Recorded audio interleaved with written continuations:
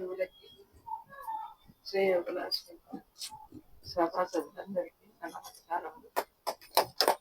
నా పేరు జయ, Chandrapuri colony, road number 5లో ఉంటాను.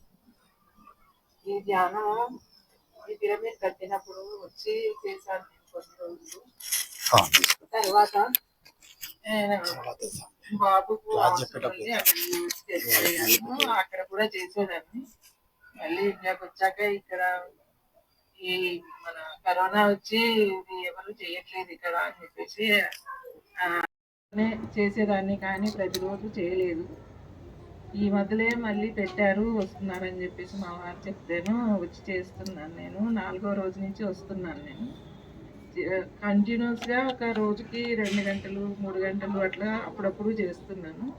చాలా బాగుంది, నా ఆరోగ్యం కూడా చాలా మంచిగా అనిపిస్తుంది. ఇప్పుడు అందరూ చేసుకుంటే మంచిగా ఉంటుంది ధ్యానం అని నాకు మంచిగా అనిపిస్తుంది.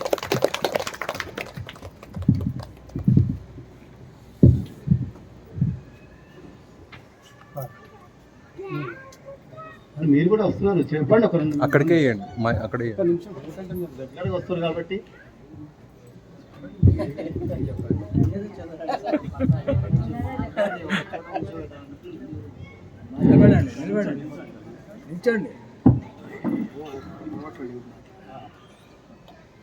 ఇక్కడికి వచ్చిన గురువు గారికి, నాతోటి రోజు వచ్చేటువంటి సభ్యులందరికీ కూడా నమస్కారాలు.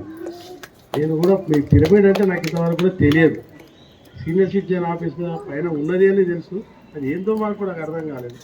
నేను సభ్యత్వం తీసుకున్నప్పటి నుంచి కూడా ఇంట్లోకి వస్తున్నా, క్యారమ్ బోర్డ్ ఆడుతున్నా, వెళ్ళిపోతున్నాను. దీని మహత్యం ఎంతో ఇంతవరకు కూడా మాకు తెలియదు, కూడా ఎవరు చెప్పలేదు, చెప్పేవాళ్ళు లేరు. మనం కూడా దాని ప్రయత్నం కూడా చేయలేదు, తెలుసుకోవాలి.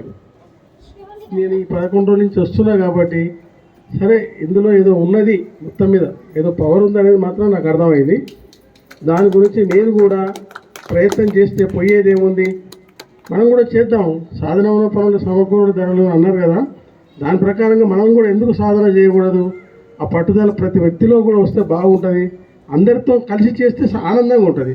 ఒక్కరిని చేయాలంటే ఎట్లుంటుంది అంటే ఒక్కరితో ఒక రకమైనటువంటి ఇది ఉంటుంది, నేను ఒక్కరినే కదా ఏమవుతుంది అని.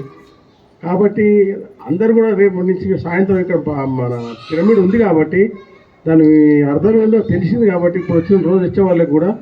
కాబట్టి రేపు నుంచి కూడా మనకు ఉన్నది అంటున్నారు కాబట్టి 5 గంటల నుంచి అందరం కూడా కలిసి ఒక 5 నిమిషాల నుంచి 10 నిమిషాల నుంచి ఎంత వీలైతే అంత కావాలని మనం అందరూ కూడా పట్టుదలతో కూర్చుంటే అందరికి సాధ్యం అవుతుందని నా ఉద్దేశం. దాని విషయం ఏందో మనకు అర్థమవుతుంది. మనం అందులోకి దిగితేనే తెలుస్తుంది ఏదైనా లోతు.